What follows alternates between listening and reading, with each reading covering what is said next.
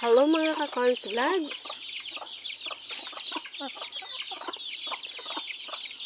Hindi pa po oras ng pagbigay ng pagkain ng ating mga manok. Kaya lang po is gumawa po ako ng vlog ngayon para ipakita ko sa inyo kung anong lugar yung tinitira ng aking mga manok ngayon. Actually, ang mga malalaking manok na ito, mga Rhode Island 45 days is nandoon banda sa baba ang kanilang tinutulugan. Pagka umaga na nandito naman kami is pinapalakad-lakad lang namin sila para makakain sila ng mga damo. Kasi nakakatulong yung mga damo para sila ay mangitlog. Ayan. Kaya nga po tinatawag silang organic egg. Kasi kahit damo is kinakain nila.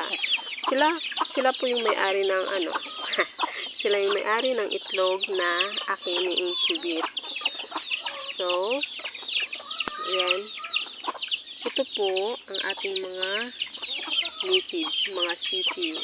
So, bali po, pag gumagawa po ako ng parang bahay ng mga sisius, kasama po yun, syempre yung nanay. Kasi tayong mga may-ari is nagbibigay lang tayo ng pagkain, inumin, at naghahanda ng mga kailangan nila, tinitingnan sila.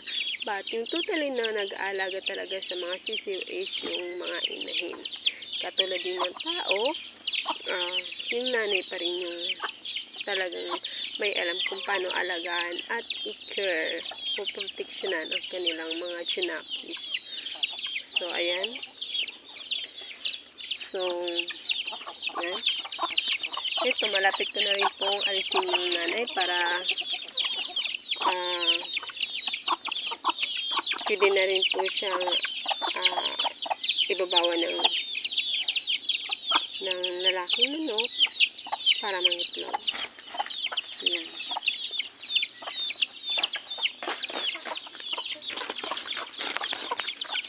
Ito po is wala na po kasamang nanay inayos natin.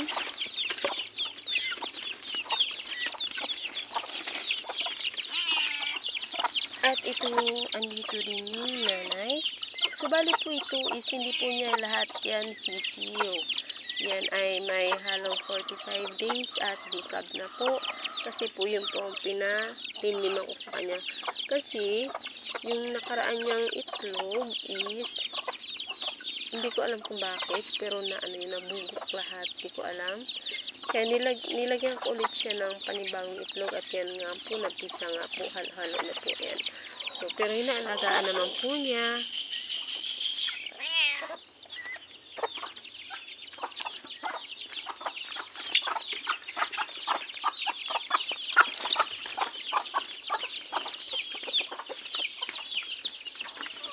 Dito naman po tayo sa isa kong ginawang kulungan. Ayan. So, inalis ko na po yung nanay nila. Kasi malalaki na din naman po sila. Ayun po yung nanay. Naliligo sa lupa.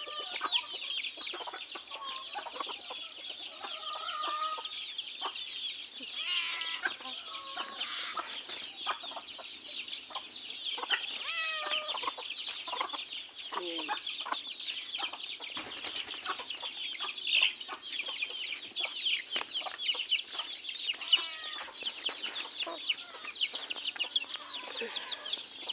Bali, ano po yan? 11.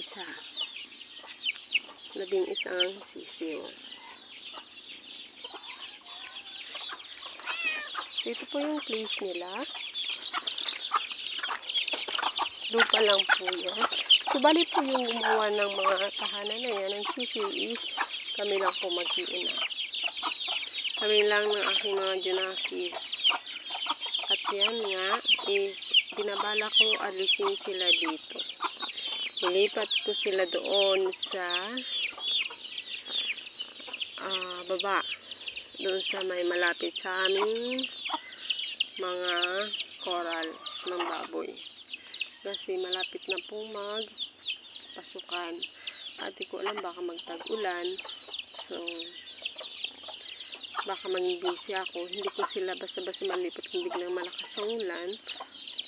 At ito lang ang sitwasyon nila at kapag lipat-lipat ng kanilang kulungan o ng kanilang bahay, marami ng ipot. So, kasi nag-aaral din po tayo mga ka-cons vlog. So,